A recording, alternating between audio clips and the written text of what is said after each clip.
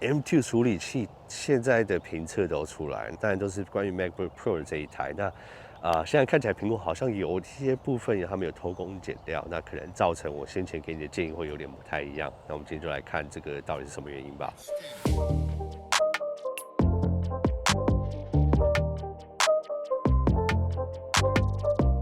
嘿，大家好，我是苹果爹。那先前我在推荐 M2 这一台的时候，那我当然给大家的建议就是说，买新不买旧，你就是买 M2，不要买 M1。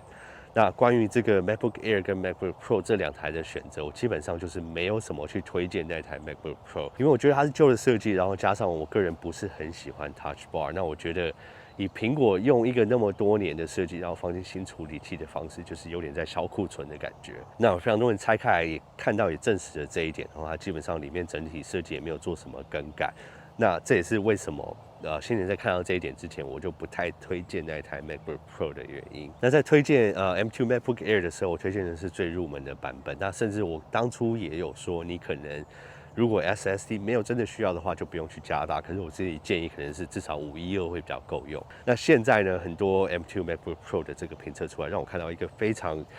不乐意看到的一个问题。那我很希望苹果在这个部分不会把它延续到 MacBook Air 上面。OK， 那就是在 M2 的 MacBook Pro 这一台里面，如果你选的是最入门的版本，如果是256的这一台，那它的 SSD 的部分呢会变得非常的缓慢。那可能相对先前世代他们是用2个128把它组成一个256的 SSD 来讲，那现在可能是用1颗256，那这种情况就会让它读写的速度相对先前比较起来降了将近一半。那我觉得这个可能对一般使用来讲，可能如果你们如果相对只是想说，它只是一个储存装置啊，那可能一半速度还是够快的话，那其实并不是这样，因为其实有非常可能记忆体上面处理效能，他们都会占用 SSD 上面的容量所以这种时候它的读写速度其实对你平常在跑任何程式啊、输出影片啊、render 影片，或是任何你需要处理的东西，一般日常使用来讲，都会有非常大的影响。这种情况下，我们不太确定说苹果为什么在这一次的 MacBook Pro 上面做这样的选择。那可能是觉得说，它是最低阶的版本，就是没人在意，他们在这个方面偷工减料呢，还是说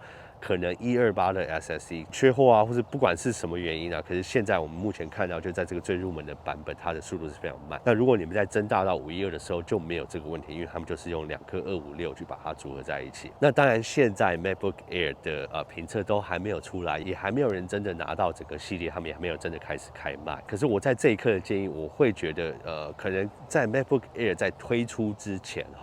那他们通常会发一些机器给 KOL 让他们去评测。那我觉得如果你真的是要买 MacBook Air 的人，我会建议可能等这一系列的评测出来嘛，因为就算他们不能拆开，他们也能测它的 SSD 的速度。那如果这种时候真的是说256的版本，他们也是沿用跟 MacBook Pro 一样的方式，用这种比较慢的 SSD 的组合的方式的话，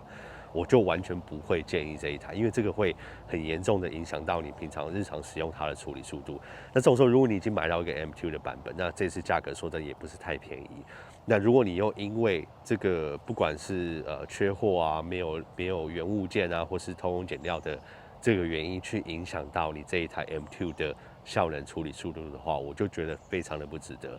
那所以呢，最后再提醒大家一下，如果要买 M2 MacBook Air， 那甚至是 MacBook Pro 的人，先避开这个最低阶的版本。那如果在 MacBook Air 有人确定说，他们在这一次的256的版本并没有使用跟 MacBook Pro 一样的这种 SSD 组合的方式的话，那或许才可以再购买，或者说他们有人在实测速度的时候可以得到比较快的速度的话，那这种时候我才会建议购买这一款没有升级 SSD 版本的 MacBook Air。OK， 好，那今天就很快跟大家分享一下这个，我觉得不是一个很好的消息，可是其实苹果先前也不是没有先例这样过所以我就希望让大家提醒一下，并不是说苹果每次推出最新的东西，都代表它里面用的就会是最新最好的配件在里面。这个大家还是要实际看测试出来才会知道。OK， 好，那你们如果有什么问题的话，就欢迎大家在下面留言讨论。那喜欢这类影片的话，就记得订阅频道，按下小铃铛、按赞跟分享。我是苹果爹，我们下次影片见喽，拜。